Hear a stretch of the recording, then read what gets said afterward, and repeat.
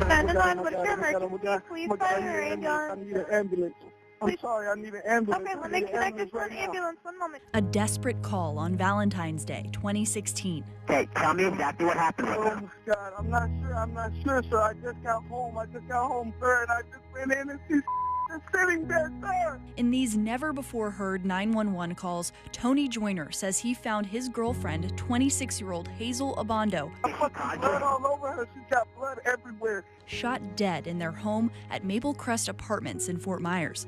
Their 2 little girls were sitting outside. I can come check right now. I can go check. My kids are in the car. Video from the scene that night shows as help arrived, Joyner sat silently distraught, huddled in a blanket. And Fort Myers police had their suspicions. Their case files paint a picture of a relationship fraught with jealousy, physical abuse, and fear that Joyner would spend the family's hard-earned money at strip clubs. But maybe the most astounding piece of evidence came from the mouth of Joyner's 3-year-old daughter. She told the child protection team, "Papi shooted mommy, and mommy blood." That happened just days after her mother died, and still, the case went cold. Again, police didn't make an arrest until this year, and it took the help of a TV show. This just needed a little bit extra push to get it to the point where we believe the state attorney's office would file an arrest warrant. Wink News fought for a month to get the same case information that Cold Justice reviewed. To have one person to focus solely on this forensic information and to put it together for us was something that we don't normally have the luxury of.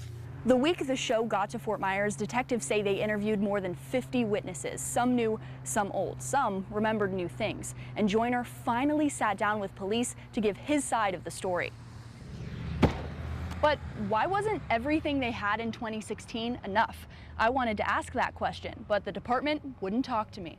They run out of leads. FGCU criminal justice expert Dr. Dave Thomas says sometimes investigations just need fresh eyes. And I would think that they were closer to solving this. They just didn't have all of those pieces. When the department assigned new detectives to the case earlier this year, they did discover this photo on Abondo's cell phone, and it led them to a man who admitted to selling Joyner a gun, the one possibly used in the murder.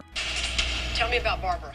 Still, police say it was Cold Justice's help and TV show budget that made the difference. Cold Justice hired DNA labs, and they paid for an extensive amount of additional DNA testing in this case. So Joyner, once a shining star on the football field, now sits sidelined in a jail cell, facing second-degree murder charges. Oh my God, help me, please. While we're left wondering why, for 3 years, he walked free. What is going on? What is going on? What is going on? It's Friday morning, early morning, 4:21 a.m. to be exact, and 15-year-old Autumn is getting ready. It's the same routine every school day, and every day she steps out Bye, Roger. into complete darkness. You too. This is her walk to the bus stop at 4:50 a.m.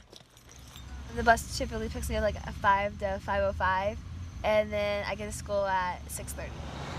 This day, her bus is late, and without the light of our cameras, she sits in the dark, dodging sprinklers. Do you think a 15-year-old should be sitting in the dark? Probably not. She's one of more than 22,000 Lee County students who have to catch their bus before 6:10 a.m. Depending on the time of year, that's well before the sun comes up. Autumn waits out here at 5 a.m. because her bus ride is 90 minutes long. And it takes so long because rather than go to the school closest to her, she chose to go to a special program much farther away. In Lee County, 60% of high schoolers also make that choice. Even though it sort of like stings to have to wake up so early, like it helps in the long run, I guess. And she says she feels safe, but not everyone does. I just feel safer with being here with her so that if anything happens, I would be here. Janet Atwood's daughter, Laura, also chose a school farther away. It's so early and dark, her mom waits with her. Laura's ride, also 90 minutes. Do I prefer that school start a little later? Probably, but it's worth doing, for sure. After the deaths of Alana Tamplin in North Fort Myers and Layla Aiken in Cape Coral, the Lee County School District has been under the microscope. It's not a simple fix. And at this town hall in April, parents demanded more lighting, sidewalks, and benches at and around school bus stops, even questioning school choice and start times. Why is it that we have to send our kids to school in the dark? School board member Mary Fisher says the district is partnering with local governments to help solve these problems. I mean, we're going to see how it works, whether the kids use the benches or not, whether they are visible enough, because there's a huge cost factor that goes into the millions. We just all need to work together to find the best solution. School board member Chris Patrica says busing kids to their choice school puts everyone on an even playing field, even when it's not the school closest to them. We simply don't have the resources or the manpower to replicate those programs everywhere. So are school start times part of the discussion? We haven't publicly asked the question as a board yet, so we haven't been able to address it. But it is a conversation that will take place over the summer. One problem there, pushing school later would mean less time for after-school activities, something Autumn doesn't want to see happen. Kids would make game times later, make practices later. So for her, the long rides and early wake-up calls are worth it. But she does want to see something change. Just to make a safer environment for the kids to stay in and wait for their bus to go to school. That way, she and thousands of other students get to choose and feel safer. The images from that day, 911, what is your emergency? Etched in our memories. When you heard about the Parkland shooting, what was going through your brain? I was nervous, I was sad, I was angry at someone that could take 17 lives. He could have went to that school and came to our school next if he had the time, if he wanted to. It could have been us, they say. People didn't come to school. You know, a lot of my friends didn't come back till a week later, 3 days later, you know. And now, a year later, Josh, Aaron, and Ariana, 2 seniors and a sophomore, have done a lot of growing up. They had no choice. Like, how could someone do something like that? The pain will never be gone.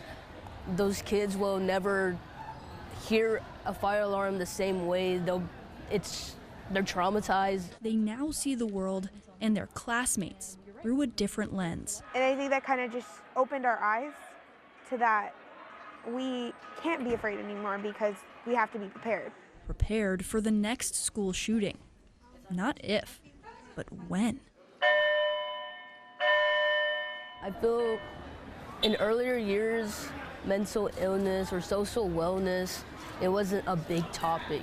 After Parkland and the Marjorie Stoneman Douglas Public Safety Act, Collier County Schools and every Florida district got a cut of nearly $70 million just for mental health initiatives. So what are we getting for our money? So it was limited funds, but how do you try and get the most out of those funds? Superintendent Kamala Patton says Collier schools have used social-emotional learning tactics for years. We just added on in new layers. It helps kids work on relationship building and coping skills. The only time you heard the word mental illness was when you were talking about a crazy person. And I think it created that notion that people with mental illnesses can't be normal. But that's all changed. Yeah, of course, definitely. This academic year, they've added more programs, training, and improved their partnerships with local mental health facilities.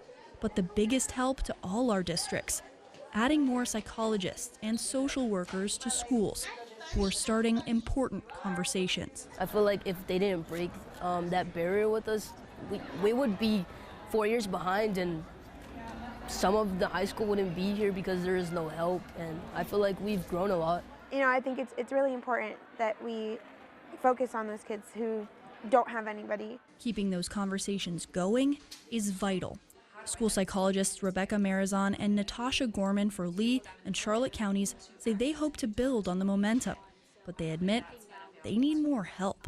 But we just need the people and the time to be able to provide more small groups, more individual counseling. There's just so much need, but there's just not enough time of the day to help all these kids. In the meantime, counselor coordinator Steve McFadden says students are taking on a role all their own. And what we're seeing are kids who are taking the time to notice each other, reach out to each other, include each other.